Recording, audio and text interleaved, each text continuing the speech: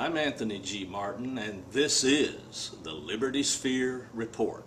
I'd like to say a quick hello to several of my good friends out there on Twitter and on Facebook.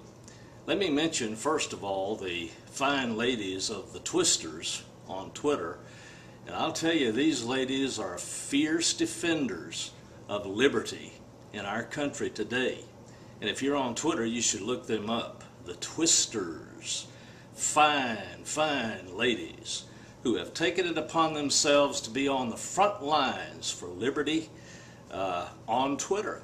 There's some other good friends, of course, Joanne Moretti, and then there is Phil, and of course there are two of my favorites, Pamela and Margaret.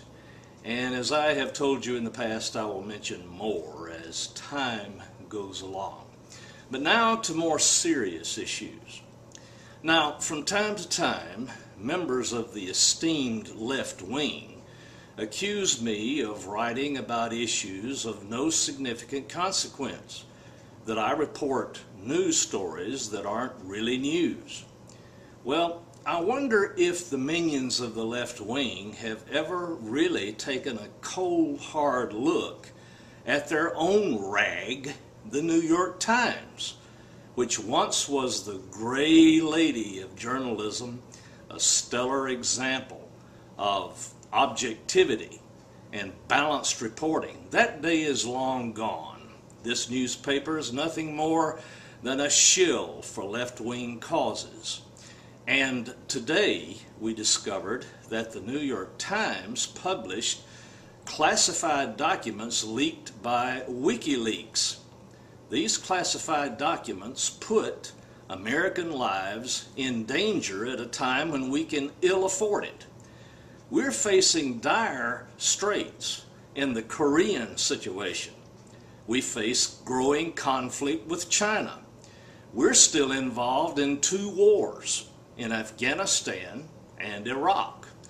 And yet, the people at WikiLeaks somehow find a way to get their hands on these classified documents, and the New York Times proceeds to publish them. This is clearly a violation of the law, and if it's not, it should be. Yes, I believe in freedom of the press. Yes, I believe, generally speaking, that government should be open.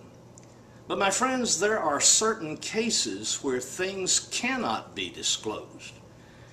To do so would endanger lives, endanger our national security, and above all, the officials that we elect to public office and who are chosen to fill certain appointed offices within the government are entitled to be able to conduct discussions on possible policies behind closed doors without the threat of having their conversations made public when they were never intended to be public.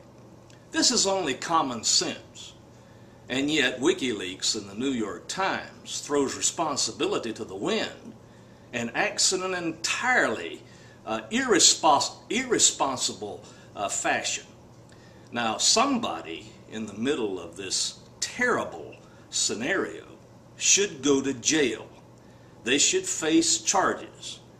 And as long as outfits like the New York Times exist that print stories that are slanted toward the left wing and that disclose classified secret documents that protect our national security, then the left-wing minions who criticize yours truly for reporting certain news stories that they consider to be unworthy need to just shut up.